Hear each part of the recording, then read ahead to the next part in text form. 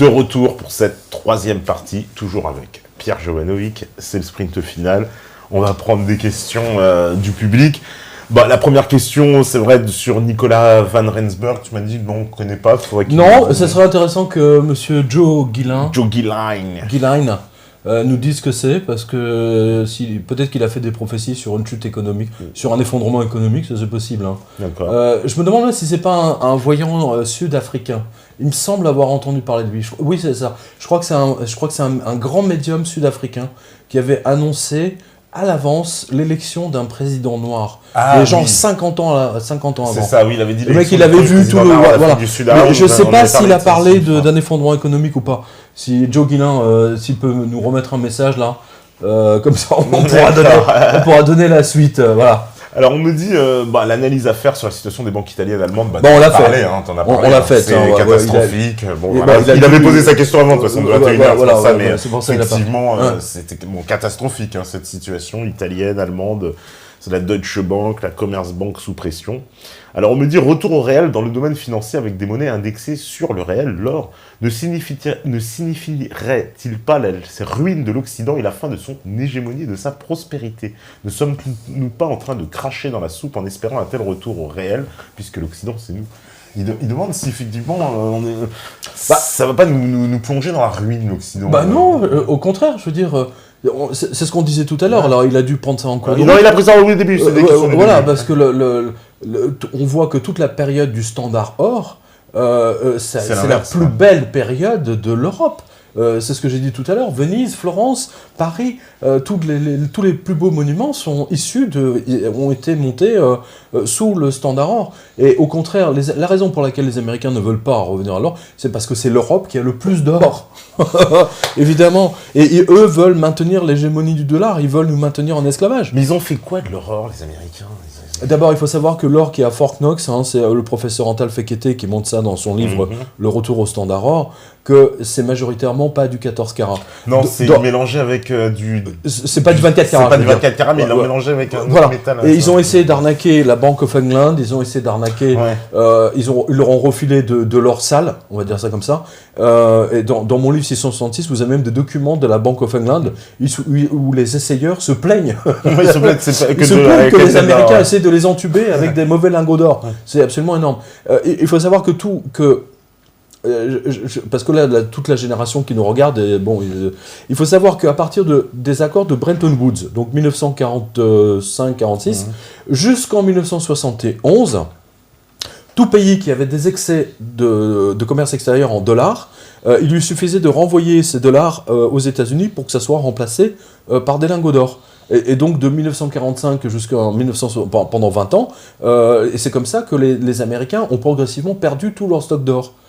Alors, rajoutez là-dessus la guerre du Vietnam, et c'est là où ils ont commencé à faire massivement la planche à billets, et ils avaient plus d'or. Dès les années 1965-66, si vous regardez les archives de la CIA, les ordres qui étaient donnés aux chefs de station de la CIA, c'était empêcher les pays d'échanger leurs excédents de dollars contre des lingots d'or.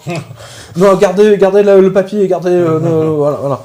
Donc, c'est ce que je dis. Les Américains veulent maintenir l'Europe en esclavage et ils veulent nous braquer tout l'or. C'est tout ce que je montre dans le livre 666. Là, j'encourage... c'est Joe Guillain d'ailleurs, c'est le même, d'accord. Lisez mon livre 666. Là, vous en apprendrez infiniment plus sur l'or. Voilà. D'ailleurs, je remercie tous les lecteurs de Méta TV, enfin les métaspectateurs, parce que mon livre 666, là, on va vers les 40 000 exemplaires. D'accord. Sans télé nationale, sans radio nationale. Voilà. Et les gens me disent que là, ils se prennent une claque, quoi. Voilà. Alors, on me dit, que pense l'invité, monsieur Jovanovic, du DTS-SDR? Cela signifie-t-il la fin du dollar? Ne risque-t-on pas les mêmes dérives qu'avec le dollar? Non, c'est une très bonne question, parce que le DTS, là aussi, je vous renvoie au livre 666, parce que vous avez tous les détails là-dessus. Lorsque les Américains, dans les années 60, avaient de moins en moins de lingots d'or, qu'est-ce qu'ils ont commencé à faire? Ils ont dit, bon, on va pas vous donner des lingots d'or, on va vous donner des DTS. À la base, le Special Drawing Rights, donc le DTS, était en fait un lingot d'or en papier. Et c'était basé sur l'once d'or à $35. À la base, c'est un lingot d'or. Historiquement, le DTS, c'est de l'or. Mais papier, c'est l'ancêtre de l'ETF. C'est l'ancêtre de l'ETF. Voilà, donc c'est du papier, donc c'est du carton, donc ça vaut rien. C'est des conneries. C'est une grosse arnaque des Américains, comme d'habitude, comme les crédits des faux swaps. Voilà, tout simplement. Alors, on me dit, me semble, M. Jovanovic, que il me semble que vous êtes en faveur du retour à l'étalon or, ça c'est clair. Cette option me paraît... Avec la pluie d'or là qu'on a eue.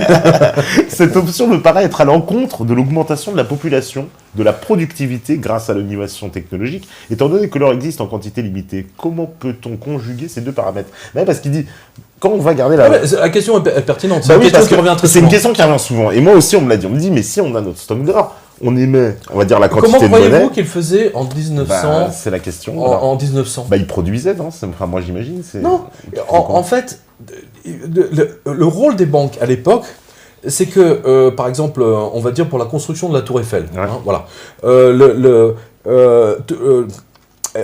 Eiffel donc, avait, on va dire, une certaine richesse qui était considérée en or. Ou quelqu'un d'autre, peu importe, on s'en fout. Donc, quand il payait un fournisseur, par exemple pour acheter de l'acier, il le payait pas en lingots d'or. Il écrivait un chèque, un billet à ordre, peu importe, mais c'est un chèque. C'est un chèque en disant voilà, ce chèque c'est tant de francs or, parce qu'à l'époque on était en francs or, c'est pour ça que ça s'appelle francs or. Voilà, je fais un chèque de 100 000 francs or à Métallurgie SA. Et ce billet, ce chèque était validé. C'était un chèque certifié, garanti en lingots d'or par une banque XYZ, peu importe. Lorsque le métallurgiste recevait ce chèque, lui-même pouvait payer un autre fournisseur avec ce même chèque. Il lui suffisait d'endosser. Donc personne n'avait la quantité d'or. Ils n'avaient pas besoin de se balader avec... Mais ça correspondait à du réel. C'est-à-dire mon chèque ça correspond du réel. Voilà. C'était bien du réel. Et tout réel. le principe, jusqu'en 1914, on était sur le standard or. Il faut le savoir. Je veux dire, vos arrière-grands-parents ont connu ça. C'est quand même pas compliqué. Florence, tous les banquiers florentins, etc., ils avaient de l'or. Regardez, qu'est-ce qui fait la gloire des Rothschild, de la banque Rothschild? C'est pas la banque à Londres. C'est parce que Rothschild était un essayeur. Il fabriquait des lingots d'or. Pendant des dizaines, quasiment pendant un siècle, ils ont fabriqué des lingots d'or, ça s'appelle les lingots d'or Rothschild. Et aujourd'hui, dans le monde de l'or et de la banque, enfin surtout de l'or, si vous avez un lingot Rothschild, il vaut beaucoup plus cher que les autres parce on considère qu'il porte chance. Donc tous les gens hyper superstitieux recherchent les lingots d'or Rothschild. D'accord. Voilà. Et c'est ce qui a fait la gloire de la banque Rothschild à Londres. C'est les lingots d'or, c'est pas les billets de banque. Ça veut dire que avant 1914, l'État qui préparait son budget, il ne pouvait pas émettre plus de monnaie que la quantité d'or qu'il avait à sa disposition. C'était le principe. C'est ce que dit exactement De Gaulle dans sa conférence de 1966. Il n'appartient qu'aux Américains d'imprimer autant de billets de banque qu'ils veulent. Voilà. Et c'est pour ça que De Gaulle, et je suis comme De Gaulle, je préconise le retour au standard or. De Gaulle dit dans sa conférence de presse, il nous faut revenir au standard or.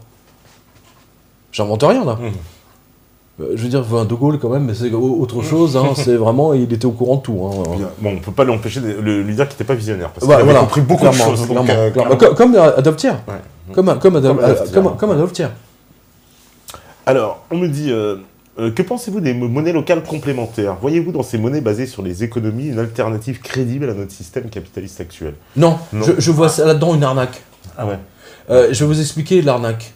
La monnaie locale, c'est exactement comme quand vous emmenez vos enfants au parc d'attractions. C'est-à-dire, vous arrivez au parc d'attractions et on vous dit, vous ne pouvez pas payer les manèges avec... On vous est obligé d'acheter des tickets. Des tickets. Hein, et bien sûr, vous avez toujours un nombre impair de tickets. Ce qui fait que quand vous sortez du manège, soit il vous reste toujours un ticket que vous ne pouvez pas utiliser, donc vous êtes obligé d'en racheter d'autres. Parce que bien entendu, vous n'allez pas aller tout seul voilà, bon, évidemment. Et donc c'est une arnaque, voilà, c'est purement une arnaque. Pour moi, la monnaie locale, j'y crois pas du tout. Voilà, c'est clair, net et précis. C'est encore pire que la monnaie papier, je dirais. Oui, c'est encore pire. Ouais. Parce que j'ai vu qu'il y a des initiatives un peu partout en France. Hein. J'ai vu à Nantes, pour les arnaques, il y a toujours des candidats. Non, mais c'est bon. Les mecs, ils partent dans un bon sentiment en disant voilà, on va sortir du système financier. Mais qu'est-ce qu'ils font sinon utiliser le même système en pire? Est-ce que certaines monnaies locales ont une durée minime c'est un peu comme une conserve, c'est-à-dire au bout de 6 mois, vous pouvez plus l'utiliser. Ouais, ce qu'on appelle la monnaie fondante. Ouais, voilà, je sais pas, enfin bon, il y a plein de trucs. Alors, on me dit, la faillite du système financier est-elle volontaire et programmée? La classe dominante prépare-t-elle un nouveau plan d'assainissement des populations via l'argent virtuel? Bah, on en a parlé tout à l'heure. Ou bien On a parlé de Backmasters, voilà. Où cette classe dominante, elle-même dépassée par les événements, ne sait plus comment manipuler les chiffres pour maintenir ce système. C'est très pertinent ce que dit c'est Boris 67. J'aime bien le 67. Pourquoi 67? Il a d'Alsace. Oui, il a de la place. C'est un Alsacien. Voilà. Non, mais c'est bon. Ouais. Parce que c'est vrai qu'on se demande, est-ce qu'il maîtrise vraiment? Parce que non, il maîtrise pas. Pas vraiment. Moi, je l'ai vu en écrivant Black de Sarkozy à Davos où il dit oui, c'est une maison de fous. Ils se revendent les trucs entre eux. Enfin, il décrit vraiment le système. Et c'est Jamie Dimon, hein, il avait posé la question. Ouais. Et il s'en est pris à Jamie Dimon. Et quand il est rentré justement de Davos, il avait lu le bouquin sur Black Masters. C'est là où j'ai reçu sa lettre 3 jours après, parce qu'il s'est pris la tête. Parce que ce que vous n'avez pas vu, c'est ce qui s'est passé en dehors. Davos, ils se sont vraiment pris la tête. Ils sont vraiment... Ouais. Et Jamie Dimon, qui s'adresse à Sarkozy, qui est quand même le président de la France, le mec, il s'adresse comme s'il était un épicier en bas de la 5e avenue de New York, quoi. Toi, t'as moins que rien, toi. Moi, je suis le patron de la JP Morgan, toi, t'es un Sarkozy, t'es un nain. Non, mais c'est Sarkozy. C'est drôle. Ouais. Et Sarkozy a vraiment pété un plomb. Il a pété un plomb, voilà. Et il est génial. Quand il pète un plomb, il est génial. Oui. Et dans cette vidéo, il a été excellentissime sur cette vidéo. C'est la seule, rare fois où je l'ai vu vraiment génial. Parce que c'est la seule... Moi, c'est un petit peu de discours de vérité sur le système financier. Mais je crois que c'est à ce moment-là qu'on avait fait une première vidéo ensemble. C'est dans ces eaux-là. C'est dans ces eaux-là, tout à fait. Mais parce que ce discours était symbolique, très très symbolique. Alors on me dit, que pensez-vous du OneCoin, des crypto-monnaies? On en a parlé tout à l'heure avec Black Masters. Black Masters s'occupe du blockchain. Le blockchain est l'une des technologies du Bitcoin et les banques veulent imposer leur système de Bitcoin via le système de Black Masters. Voilà. On va y venir, mais le problème c'est qu'il y a de plus en plus de piratage maintenant de ce système qui était censé être non piratable, et donc la confiance est quand même en train de flotter. Et en France, moi je connais des commerçants qui sont mis sur le Bitcoin, vous pouvez les payer en Bitcoin, par exemple Charles Guerre de CC Opera, vous pouvez acheter un lingot d'or si vous voulez avec des Bitcoins, si vous en avez. Allez sur le site de CC Opera, ou même des pièces d'or. Si vous avez des bitcoins, vous pouvez acheter des pièces d'or. Je dirais même à tous les mecs là qui nous regardent, si vous avez des bitcoins, débarrassez-vous, allez chez CC Opera et achetez, transformez vos bitcoins en vraiment du solide, quoi. Des pièces d'argent, des pièces d'or. Profitez-en, tant qu'ils l'acceptent. Mais sinon, malheureusement, la confiance est un peu rompue en ce moment. Donc, moi, j'observe ça, mais pour l'instant, ça flotte. Il n'y a pas d'action réelle, vraiment. Et toutes les grandes plateformes de Bitcoin ont été piratées à un moment donné ou à un autre. J'ai encore vu un piratage il y a 2-3 jours. D'accord. Alors, on me dit, pouvez-vous nous expliquer le fonctionnement et le risque lié au CDS? C'est vrai qu'on a beaucoup parlé des CDS, mais c'est vrai qu'on n'a pas expliqué rapidement qu'est-ce que c'est un CDS. Alors, méta-citoyen, c'est mignon.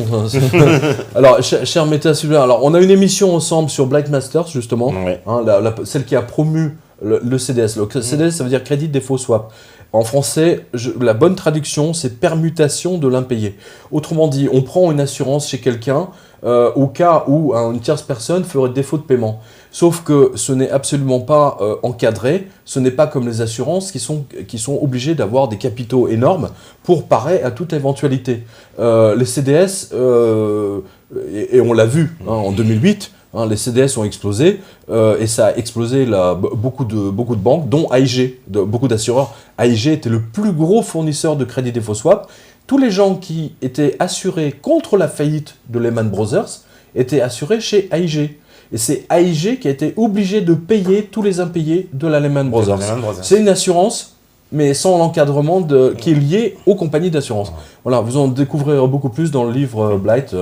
En gros, si l'autre ne paye pas, il y a quelqu'un qui paye pour lui. Voilà, il y a des versions électroniques de tous mes livres, parce que maintenant, moi je suis très attaché aux versions électroniques, parce que là, pendant que j'étais en vacances, j'ai pu télécharger, acheter tous mes bouquins.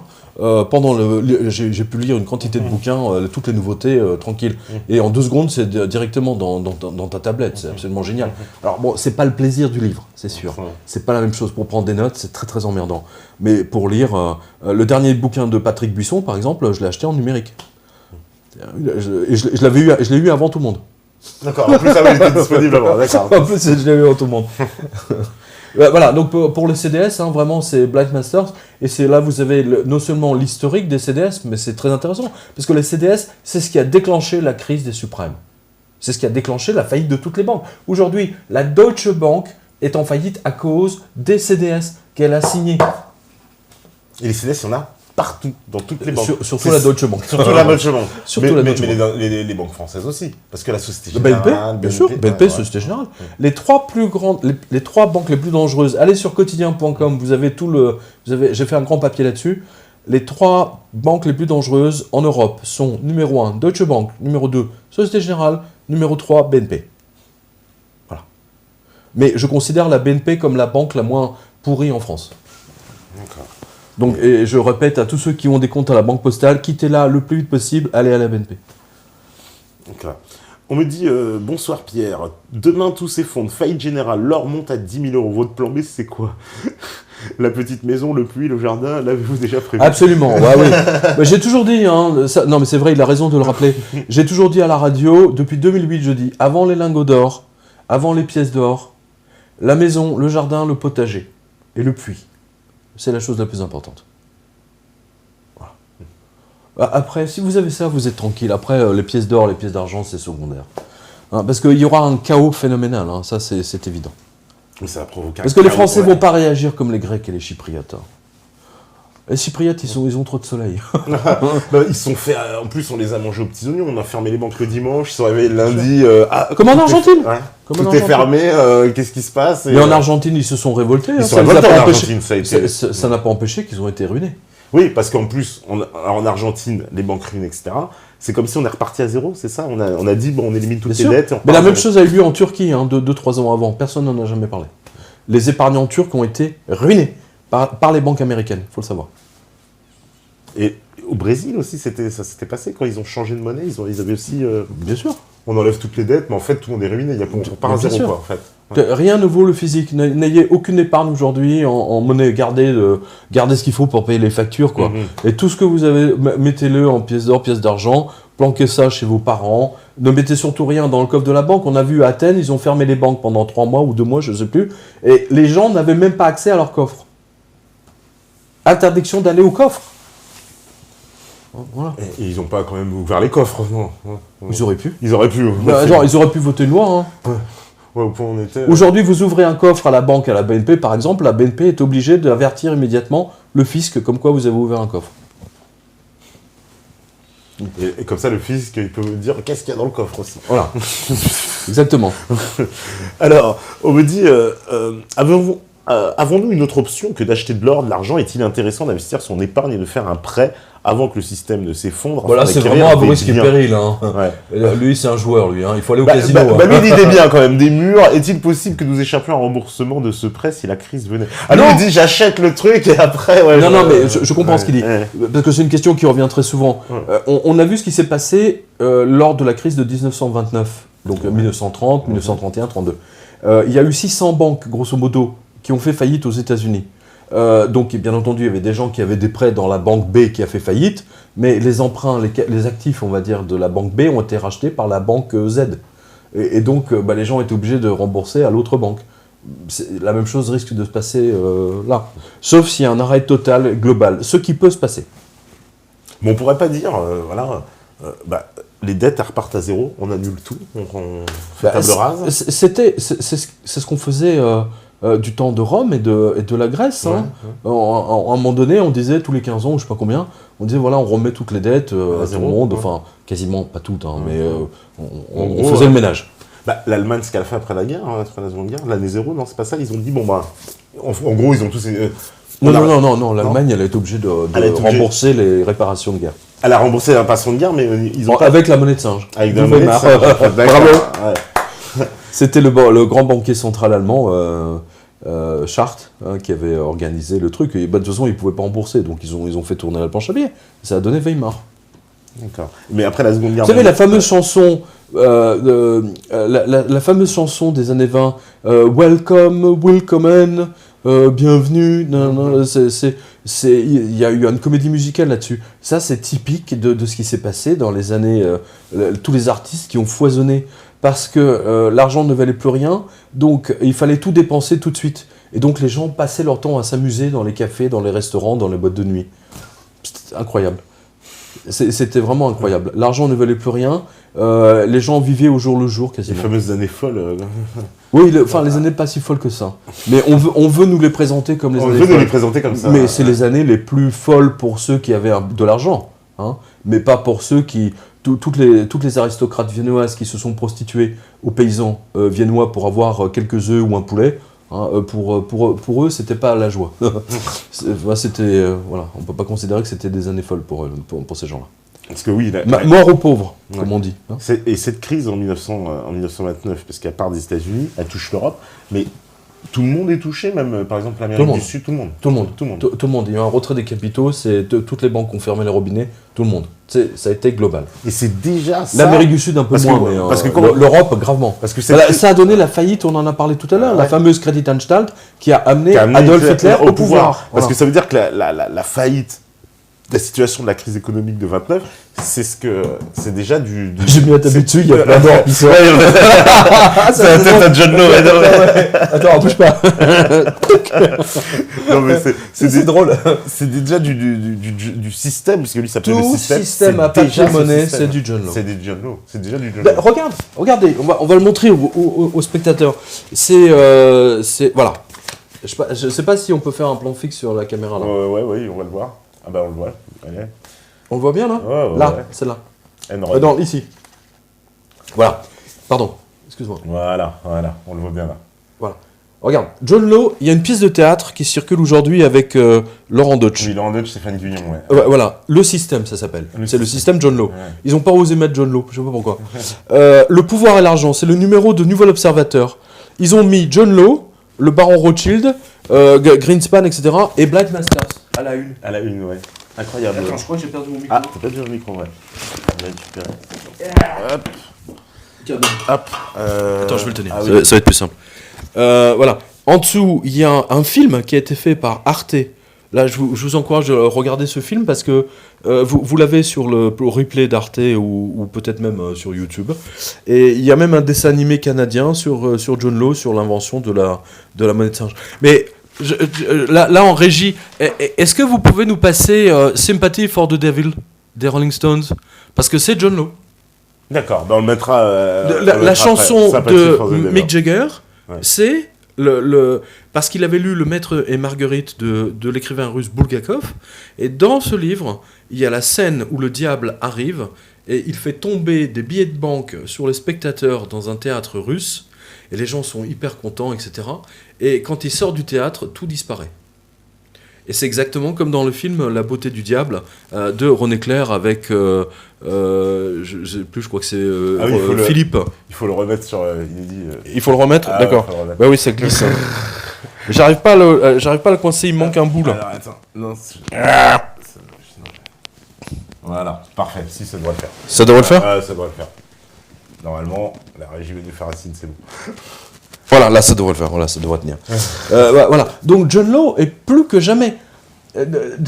Si tu veux passer en régie, mais juste de 20 secondes, l'air de la Castafiore, quand elle chante.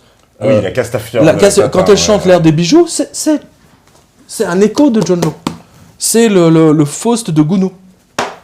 L'air de bijoux. Mais ça veut dire que c'est l'élite qui est un peu au courant de ça quand même, les gens, c'est pas n'importe quoi pour faire ce genre de référence. Bien sûr que l'élite est au courant. Je suis le seul journaliste qui informe les Français sur les systèmes financiers. Voilà. Et d'où ma censure sur Facebook et surtout sur Wikipédia. Pourquoi on m'a enlevé mes fiches Wikipédia ? Pour m'enlever toute légitimité, surtout c'est quelqu'un, c'est un amateur. C'est pas un journaliste professionnel. Il n'existe pas, c'est un petit merdeux dans son coin, quoi.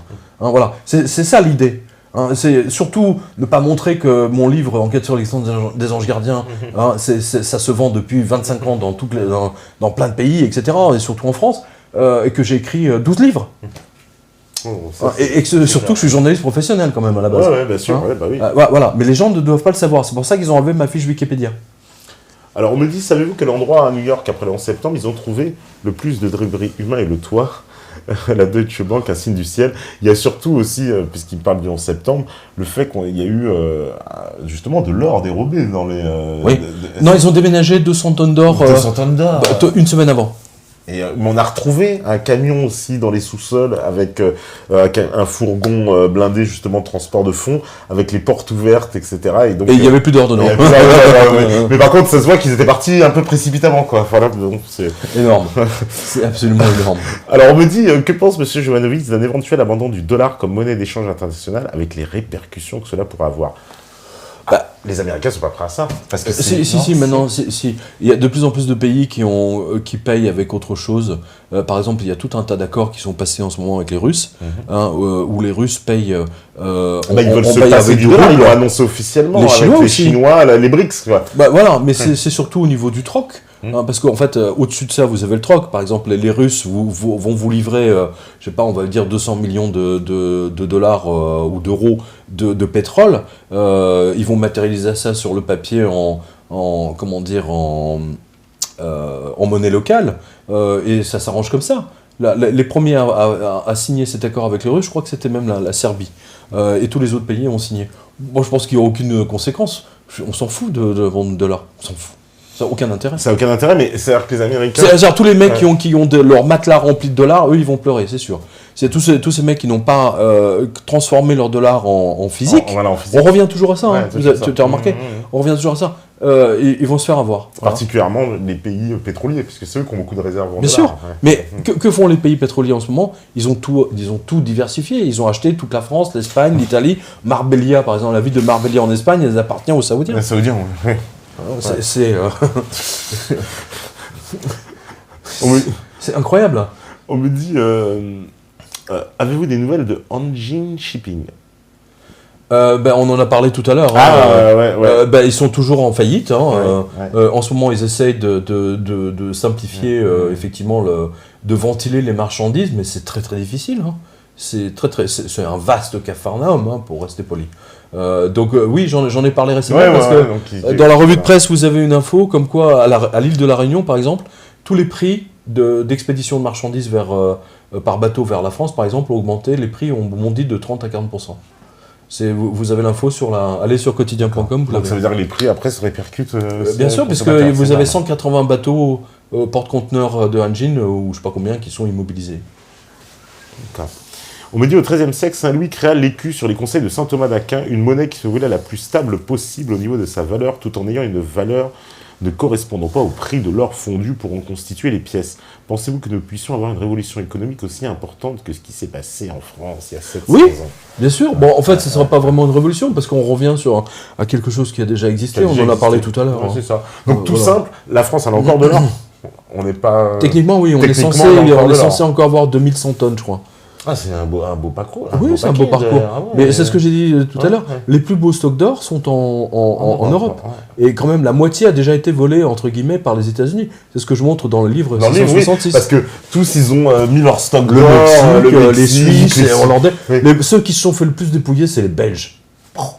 Les Belges. Ils sont beaucoup de Belges qui nous regardent. Ils sont nombreux de regarder les Belges. Les Belges, alors là, quel massacre. Les amis belges, on vous passe voilà. Et avec la complicité des politiques et des gouverneurs de la Banque centrale. Voilà.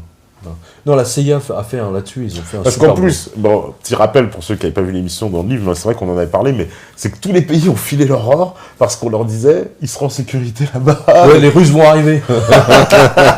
Ils ont tous les Russes vont arriver, donc ils ont tout mis à New York. Ils ont tout mis à New York, voilà. Et des pays improbables quand même, parce qu'il y a des pays en Amérique du Sud. L'Australie.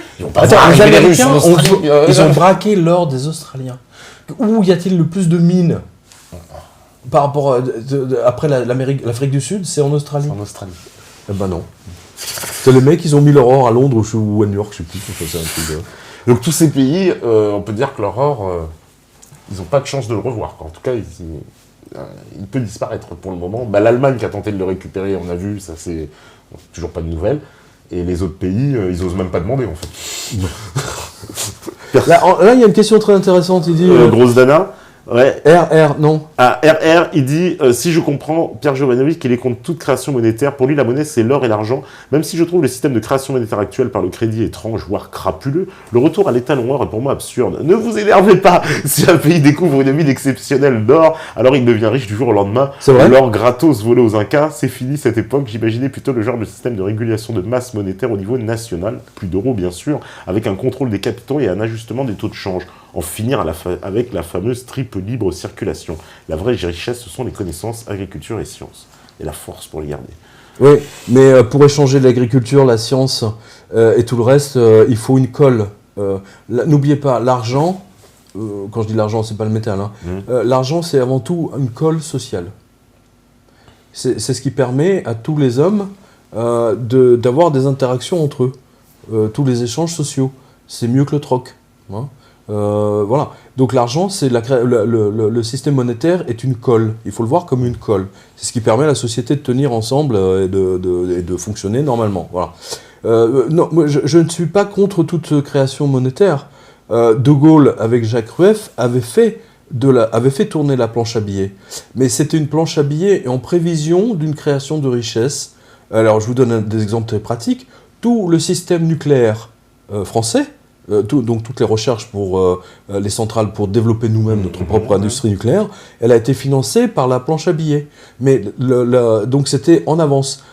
Tous les TGV, le programme spatial, le Concorde, tout ce qu'il a, les autoroutes, oui, tous les grands projets qu'a entrepris de Gaulle. Les autoroutes, c'était une avance. Là, il y a un autre livre qui le montre très bien, c'est Enquête sur la loi du 3 janvier de Pierre-Yves Augereau, de Pierre-Yves Augereau, que vous avez reçu ici. Hein. Voilà, il le montre très bien, c'est ce qu'on appelle le circuit du trésor. Hein, dans le trésor, il y a or. Hein. Ben oui, justement, ce livre de Pierre-Yves dans le trésor, il y a or. Qu'est-ce que tu penses des gens aussi, alors on va parler, qui sont des détracteurs de Pierre-Yves Rougeron et qui, par exemple, comme Magali Pernin, qui dit que la loi de 73, en fait, elle était déjà, entre guillemets, là avant, en fait, qu'elle n'a pas changé grand-chose. Non, c'est pas vrai. Ah non, c'est pas vrai. La loi du 3 janvier, c'est pas du tout par hasard qu'elle a été votée le 3 janvier. C'est parce que le 3 janvier, il n'y a personne. Voilà. C'est vrai que c'est un embrun de fête. C'est soit au 15 août, soit au 3 janvier. Je sais parce que je suis né le 3 janvier. Hein. Et le jour où j'ai compris ça, c'est parce que moi, depuis que je suis enfant, le 3 janvier, il n'y a jamais personne à mon anniversaire. Ah, parce que tous les 6 ans, la fête, le machin, voilà. Donc, j'ai compris. J'ai compris pourquoi ils ont voté ça le 3 janvier. Ils auraient pu programmer ça au 15 février ou, je sais pas, au mois de mars, n'importe où. Non, au 3 janvier, quand il n'y a personne. Quand ils sont sûrs qu'il n'y a que 3 mecs à l'Assemblée nationale. Et en plus, si vous regardez le texte, il est tellement abscon que personne n'y a rien compris. On ne comprend rien au texte. Et en fait, les Canadiens ont eu leur loi du 3 janvier, c'est ce que je montre dans le livre 666. Et les autres pays ils ont même, Giscard a imposé la loi du 3 janvier à tous les autres pays européens dans le traité de Nice.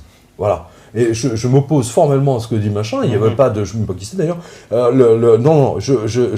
Franchement, le livre de Pierre-Yves Rougeron, il n'y a même pas de discussion là-dessus.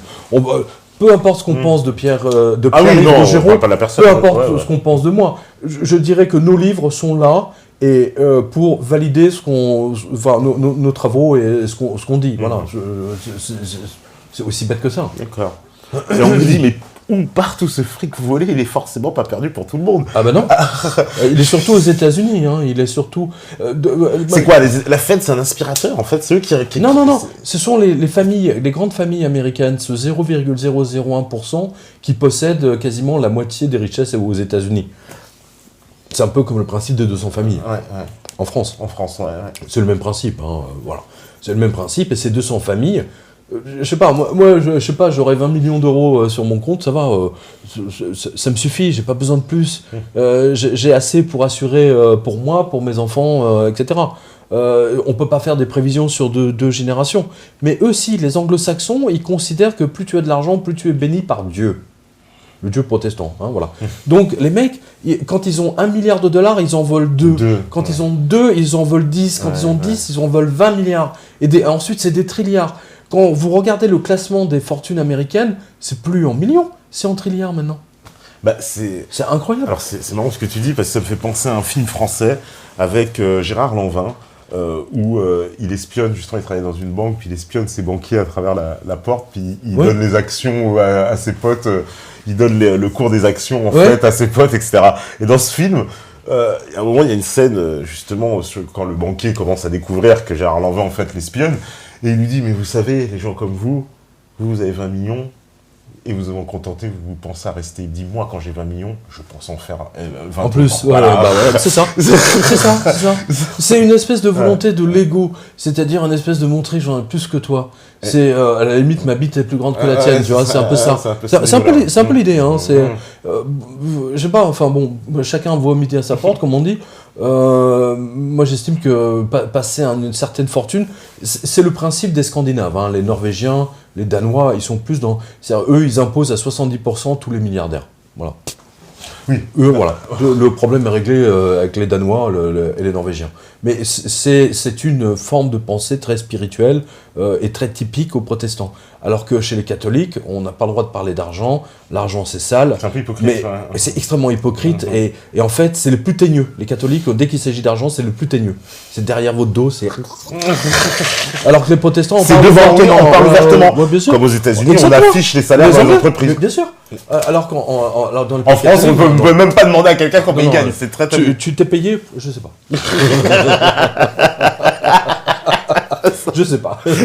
C'est ça. Je regarde pas mes comptes. Des fois, on les voit. Ah non, je sais pas comment je suis payé. Non, parce que ça, c'est. C'est pas moi qui m'en occupe, c'est mon comptable. Non, parce que c'est vraiment fondamentalement différent. Parce que c'est vrai qu'un anglo-saxon, ils sont absolument aucun tabou sur l'argent. Mais ça a à voir avec le sexe. Exemple. Les protestants ont un problème avec le cul, mais grave. Ouais. Mais ils n'ont aucun problème avec l'argent. Ouais. Les catholiques n'ont aucun problème avec le cul, mais non, ils ont un grave problème avec l'argent. C'est très marrant. C'est marrant. Parce que c'est vrai que même aux États-Unis, les gens vous disent combien ils gagnent, ils n'ont aucun complexe avec ça. Bah oui. Ils vous disent moi je gagne 130 000 $ par an. Bah voilà. Machin. Personne. Mais en France, on ne peut pas le faire. En France, non. On peut pas le faire, ça se fait pas. Parce que après, si vous donnez, après, on a vu le cas sur les réseaux sociaux, ça a été le massacre. Avec les ministres. On a vu avec les ministres. On a vu, comment il s'appelle la ministre de la francophonie, là, comment elle s'appelle elle est d'origine algérienne, une grande brune. Ah oui, comment elle s'appelle Benguigui, Yamina Benguigui. Voilà, Benguigui. Benguigui, elle a déclaré un vélo. Alors qu'en fait, on a découvert qu'elle avait une fortune. Voilà. Donc, c'est comme on se rappelle la séquence que Dupont-Aignan qui était invité à Canal+. Oui, et puis, très bien. Et puis voilà, ça vous regarde pas. Et voilà, qui dit aux journalistes, mais vous êtes payé combien? Et ils sont tous. Le mec, il était payé 50 000 €, mais bon, c'est normal. Dire qu'il gagne 50 000 €, c'est une insulte à tous les spectateurs, à tous les smicards, quoi. Évidemment. C'est combien normal. vous gagnez, vous? Et après, la réponse de Apathy, elle est fabuleuse. Il dit, mais moi, l'argent, je le mérite. Bon, on sait pas combien tu gagnes. Le mec est socialiste, hein, il est UPS. C'est comme Cahuzac, hein. Les yeux dans les yeux, je n'ai pas de compte en Suisse. Oui. C'est ça. Les yeux dans les yeux, je n'ai pas de compte en Suisse. Et on parle même pas de son compte à Singapour. Là, c'est les yeux dans les... C'est Hanoï, pas à Singapour, et un autre en Suisse. Non, voilà, c'est vrai qu'ils sont... c'est comme j'avais vu Marine Le Pen dans une émission, et pareil, on a essayé de l'attaquer sur ça. Et elle a eu le réflexe, elle a dit, non mais moi je gagne tant, oui. Et elle a donné son salaire au Parlement européen, elle a dit, oui, je gagne 8 000 €, je sais plus quoi, machin, voilà, je gagne 8 000 €. Mais les gens ont du mal, hein, et surtout les journalistes, ils ne veulent pas parler d'argent. C'est très tabou. Tout à fait. Très tabou. Alors là, il y a une question de Jésus. Alors, il me dit, Jésus nous pose Pierre, vous avez parlé de menaces de mort à peine voilées reçues suite à la fermeture de votre page Wikipédia. Avez-vous été approché par certains réseaux ou groupes influents afin de vous faire taire en vous soudoyant? Non. Non, j'ai eu beaucoup de menaces de mort au début de la revue de presse pendant les 2 premières années. Les seules menaces de mort, c'était plus de musulmans, hein, vous savez, les islamistes dingos, là. D'accord. Bon. Grand classique. Mais... Non, j'ai pas de... Si, j'ai eu beaucoup de mails officiels des banques, du ministère des Finances. Veuillez retirer tel article, veuillez retirer tel document. Oui, quand tu fais des infos sur les banques, ils aiment pas. Non, il y a pas plus. C'était encore, il y a 15 jours, 3 semaines, c'était je sais pas, une pétasse. Je suis community manager, alors je sais plus quelle banque c'était. Veuillez retirer le document que vous avez publié avec le numéro de téléphone de notre conseiller d'agence. C'est ça, ouais, bah non, je le retire pas, voilà. Fais-moi un procès. Voilà, mais il faut le résister, hein, c'est très important. Alors, on me dit aussi, j'aimerais savoir si vous croyez qu'une crise financière va se finir comme en 2008, c'est-à-dire prendre de l'argent public pour des entreprises privées. Ils nous font le coup, Bah, c'est-à-dire... la Deutsche Bank, oui, on va le voir. Ouais, la Deutsche Bank, il faut observer ce qui va se passer avec la Deutsche Bank. Et la Commerzbank, ça c'est pareil. Hein. La Commerzbank, elle est dans le même état que la Deutsche Bank. La Deutsche Bank, pour moi, c'est le nouveau Lehman Brothers. Et ça va être intéressant. Ils ne peuvent pas la laisser tomber. Mais ils ne peuvent pas la sauver non plus. Ils ne peuvent pas la sauver non plus. Comment on fait? Voilà, c'est une très bonne question. C'est C'est un casse-tête, c'est planche à billets. Bah, c'est méga planche à billets, mais là, c'est hyper inflation. Là, ça veut dire quoi? C'est la BCE qui va payer la facture? Non, la BCE ne peut pas. Les lois européennes obligent. Ils sont obligés de voter des nouvelles Ouais, lois, enfin, il peut contourner. etc. Et les Italiens, les Portugais, c'est ce que j'en ai dit tout à l'heure, ils Les vont Allemands, hurler au scandale. Parce qu'on a vu... Ils vont dire, nous, on quitte, nous, si vous faites tourner la planche à billets de la BCE pour sauver la Deutsche Bank, nous, banque italienne, on exige le même montant pour sauver nos banques à nous. Unicredit, Montepaschi et patati patata. Les Espagnols vont faire pareil pour Santander, pour toutes leurs Bankia, machin. Ouais, Banco d'Espagne, tout ça, ils sont tous Caixa. Voilà, Caixa Generalos, Depositos. Ouais, mais ils sont tous ruinés. Depositos Caputos. Voilà, ils vont faire la même chose, ils vont hurler. Ils se sont votés leur propre loi avec laquelle ils vont se pendre. Quand Lénine a dit les capitalistes vont nous vendre la corde avec laquelle on va le pendre, non, les capitalistes se sont vendus à eux-mêmes la corde avec laquelle ils vont se suicider. Ça va plus loin que ça. Lénine était un petit bras par rapport à ce qu'on voit maintenant, c'est incroyable. Alors, on me dit, que pensez-vous de l'intervention de Mélenchon chez Ruquier qui dit que la dette, c'est un peu du pipeau dans le sens où la dette est exprimée sur une année alors qu'il faudrait la chiffrer par rapport à sa durée, le remboursement qui est en moyenne de 10 ans. Voilà, alors oui. Ouais, je sais pas ce qu'il a fumé Mélenchon. Alors là, je sais pas ce qu'il a fumé Mélenchon, mais... la démonstration de Mélenchon... À la limite, Mélenchon, il aurait parlé de monnaie de singe en disant « Nous sommes endettés par de la planche à billets, alors que nous n'avons pas le droit de le faire », ça aurait été logique. Mais là, on voit qu'il maîtrise pas le sujet. Je l'ai vu en plus, cette intervention de Mélenchon. Moi, je l'ai pas vu. Clairement, en gros, il dit... parce que voilà, les journalistes lui disent « Oui, mais la France est endettée, machin, comme vous allez faire pour payer la dette ». Et lui, il dit « La France n'est pas endettée. » Parce que quand vous faites le calcul, en fait, voilà comment il dit que ça se passe. Il prend l'exemple d'un journaliste, il dit par exemple, vous achetez une maison à 500 000 euros par exemple, eh ben, c'est le montant de cette dette qui vous est rapporté sur une année. Alors évidemment, par rapport à votre revenu de une année, bah, ça fait démesuré. Mais en fait, si on ramenait votre réel revenu sur, c'est-à-dire le montant de la dette sur le revenu de 10 ans ou 20 ans, on verrait que votre dette ne serait... voilà, c'est ça un peu la je dis simplement, non mais pour répondre sur ce point-là, je rappelle que l'agence France Trésor émet des bons du Trésor quasiment, je ne vais pas dire tous les jours, mais presque à plusieurs dizaines de milliards d'euros, et qu'en ce moment même, on rembourse des trucs d'il y a 10 ans, 15 ans, 20 ans. Bon, il est gentil, mais je crois qu'il faudrait vraiment qu'il se plonge dans le circuit. Il faudrait qu'il lise le livre de Pierre-Yves Augeron. Mélenchon, là, il faudrait vraiment qu'il le lise. Voilà, c'est un peu simpliste, hein, comme parce qu'on aurait pu dire la même chose aux Grecs, hein.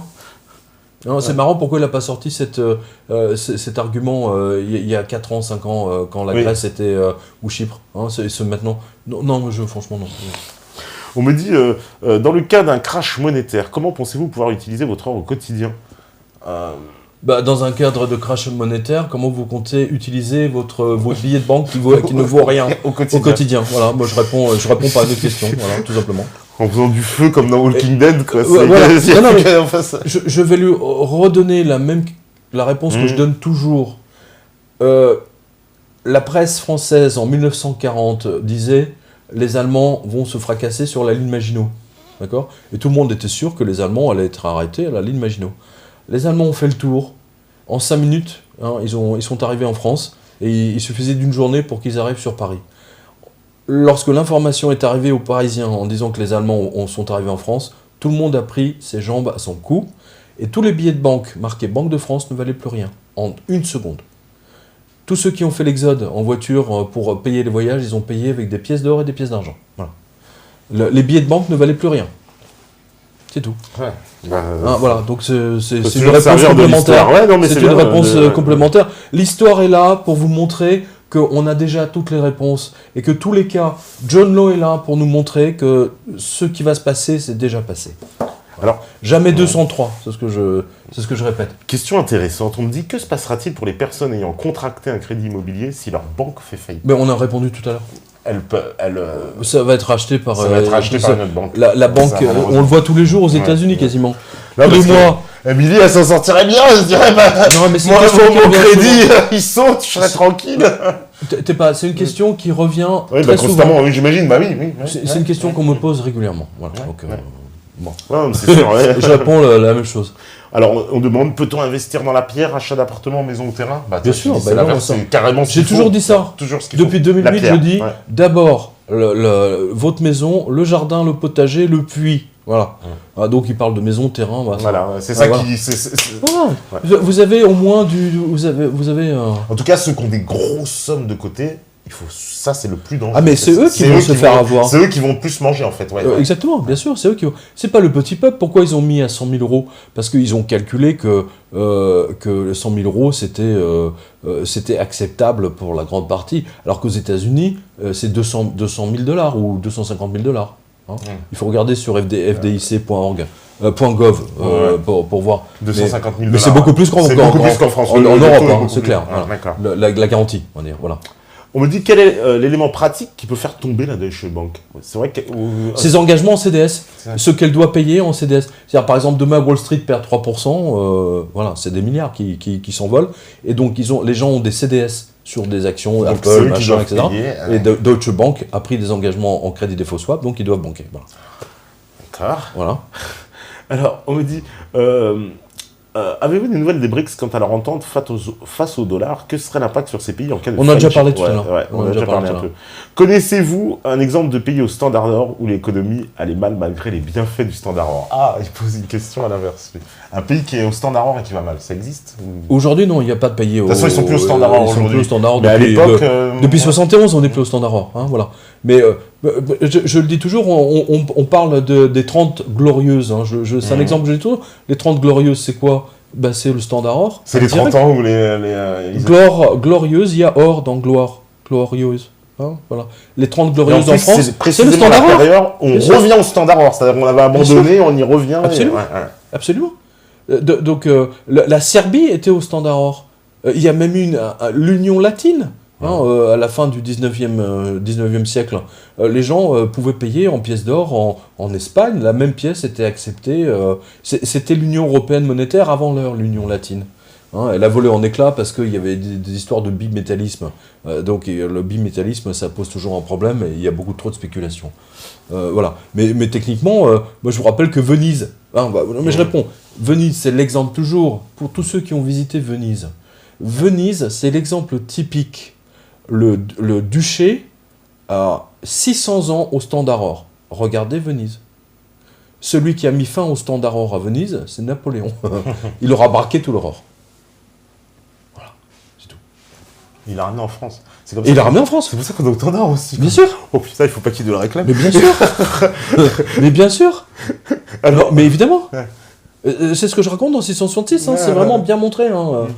On me dit, l'or disparu de la Fed, celui des Allemands, la Belgique, etc., a volé. Mais il est passé où? C'est ça que je disais, mais il est dans les poches de qui? Parce qu'il existe encore. Il est dans les coffres privés.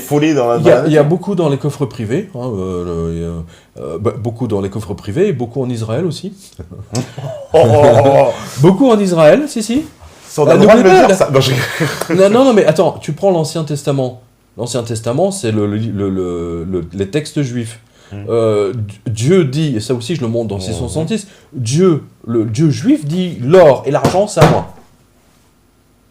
Il parle pas de billets de banque en papier, hein, le Dieu juif. Il le dit clairement. Ben, ça me fait penser à la phrase de Black Fine qui dit je fais le travail de Dieu. Oui. Et ce qui est intéressant, c'est qu'Israël, ils sont très très discrets sur l'or. On n'en parle pas du tout. C'est un sujet totalement tabou. Totalement tabou. Il est même impossible quasiment. Je ne sais plus si j'ai réussi à trouver le stock d'or d'Israël. Je ne sais pas s'il y a des lecteurs qui ont 666. Il faudrait qu'ils regardent dans la page où il y a tous les stocks d'or par habitant. Regardez si on a Israël, si j'ai fait le calcul. Est-ce que tu peux remonter en haut pour voir s'il a répondu à propos du voyant sud-américain ou sud-africain? Ah, non, il aurait répondu en bas dans ce cas. C'est en bas? Tu peux regarder? Non, il n'a pas répondu encore. Et c'était qui déjà? C'était Gillian. Gillian, ouais. D'accord. Alors, qu'est-ce qu'il y a d'autre comme question? Alors, il est presque minuit. Hein. Il reste quelques minutes. On va le prendre. Alors, on me dit... voilà. Quel format d'or conseilles-tu pour les petits épargnants, acheter et être sur l'or, voilà, le vrai, sans Internet? Et il demande où est-ce qu'il doit mettre son or, en fait, où il doit mettre son argent. Comment on fait? Non mais, enfin, moi je donne toujours, il y a, en haut de la revue de presse, il y a toujours, d'une part Joubert, rue Vivienne, c'est la plus ancienne maison de vendeurs d'or dans Paris, hein, c'est la plus vieille. Donc là-bas, moi je suis pas pour le coq ou le Napoléon, je suis pour les pièces, les Maple Leaf, les pièces américaines, les Krugerrand, etc. Parce que c'est de l'or, c'est des petits lingots d'or. C'est des petits lingots d'or, voilà. Le Krugerrand est typiquement le petit lingot d'or. Alors que les pièces, les coques, etc., elles sont ternes. Enfin, je sais pas. Mais c'est une question de goût. Moi j'aime beaucoup. Et moi, je conseille vraiment des pièces d'argent. Ça, c'est le truc. Parce que quand l'or va monter, l'argent va monter encore plus. Argent métal. Et en plus, le professeur Fekete, lui, conseille d'avoir autant d'argent métal, mais en petite quantité, parce que dit en cas d'arrêt du système financier, vous n'allez pas descendre à la rue, payer votre épicier avec des pièces d'or, hein, sinon vous allez vous faire massacrer. Donc il faut y aller mollo avec des pièces d'argent. D'accord. C'est ce qui s'est passé en Hongrie, hein. Parce que ça, c'est l'histoire aussi qui nous l'enseigne. Les gens, quand il y a eu un arrêt du système financier, la Hongrie a connu le record de l'inflation. Eux, ils étaient à 2 millions de %. Ah ouais. Enfin, en quelle année ça, la Hongrie? Je crois que c'est en 43, 44, enfin, un truc, le Tango, ça s'appelait. De tête, je vous le dis, hein, le Tango, ou un truc comme ça. Et en fait, bon, les gens n'utilisaient pas ces billets, donc ils payaient en pièces d'argent et en pièces d'or. D'accord. Voilà. C'est impressionnant. Alors, allez, les dernières questions. On me dit, j'aimerais savoir si Pierre Jovanovic a lu La Guerre des Bonnets. Bah, il l'a dit tout à l'heure. On a parlé tout à l'heure. Il a parlé tout à l'heure. La planche, allez, j'en sélectionne une. Pensez-vous qu'il est préférable d'investir dans l'argent? Bah oui. Je viens tu viens de le préciser. Oui, en plus, moi je suis très pote avec Max Kaiser. Hein, donc, oui, en plus, Max Kaiser, tu fais des interviews avec lui. On me dit... le 3 janvier était un mercredi, beaucoup de gens ont dû faire le pont. Ah oui, c'est vrai que... évidemment. Ça confirme. Et c'était un mercredi, beaucoup de gens font le pont, évidemment. Ouais. Alors, on me dit, quand l'euro va se casser la figure, comme cela était prévisible, que va-t-il se passer pour les monnaies qui en dépendent, comme le franc CFA? Ça, c'est une question. Non, le franc, enfin, ça sera affecté, mais le franc CFA va se réindexer. Il va se réindexer, on a eu le même cas. Là, j'ai une réponse très précise. Regardez ce qui s'est passé au Liban. Le Liban a appartenu aux Français, ensuite aux Anglais, ou l'inverse, je ne sais plus. Et puis ensuite, c'était quelqu'un d'autre qui avait pris les Libanais eux-mêmes ont pris le contre. Et donc, leur monnaie dévaluée, été réévaluée, etc. Mais il y avait toujours une certaine valeur, on va dire, intrinsèque. Mais les Libanais, comme les Africains d'ailleurs, ils sont pas idiots. Le Zimbabwe, par exemple, où il y a le roi de la planche à billets actuel, M. Mugabe, tous les Zimbabwéens, je sais pas comment on dit ça, voilà, ils sont passés à l'or. Ils se payent entre eux avec des pépites d'or, etc. Oui, parce que l'argent ne vaut plus rien. Avec un billet de 500 milliards de Zimbabwe, je sais pas quoi. Non mais attends, déjà pour faire le calcul mental pour faire tes courses, déjà tu pètes un plomb, quoi. Ouais. Parce que c'est les trucs, les situations qu'ont connues en plus les pays d'Amérique du Sud. La Yougoslavie.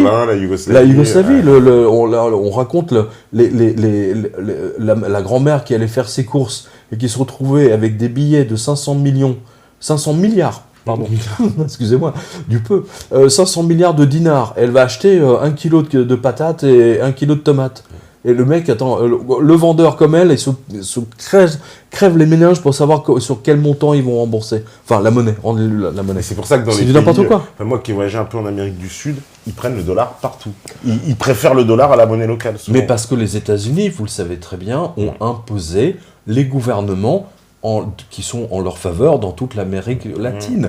Le Chili, je ne vais pas vous faire la mort de Salvatore Allende, les archives de la CIA sont publiques, c'est la CIA qui a dégommé Salvatore Allende. Kissinger, mais c'est quand même un homme de paix. Aujourd'hui, quasiment tous les pays d'Amérique latine sont pro-dollar, évidemment.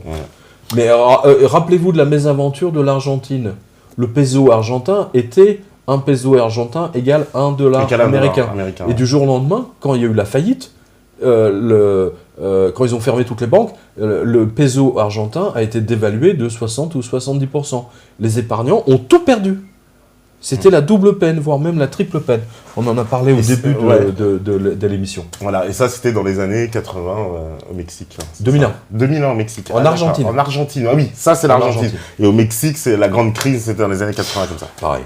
D'accord. Voilà, il est minuit. Eh ben il est minuit, le marchand de sable, le marchand d'or est passé. Le marchand d'or est passé, vous allez rejoindre Morphée et nous aussi. Eh ben, merci Pierre. Dans Morphée, il y a or. En Morphée, il y a or en plus. Et au lit, on dort, vous connaissez la formule. Donc, forcément, merci Pierre. Merci à tous les spectateurs. Vous étiez 1000, hein. Un peu plus, ouais, même encore. Là, il en reste... j'ai pas le chiffre ici, mais il en reste un certain nombre. En tout cas, merci à vous. Merci de nous avoir suivis. Merci à la régie, merci Pierre. Voilà, on me dit bonne nuit. Et en tout cas, on se retrouve vendredi. Et vous saviez bien une chose, c'est que de toute façon, d'ici là, si vous écoutez ce message, c'est forcément que vous êtes la résistance. Ciao. Ciao. Ciao tout le monde.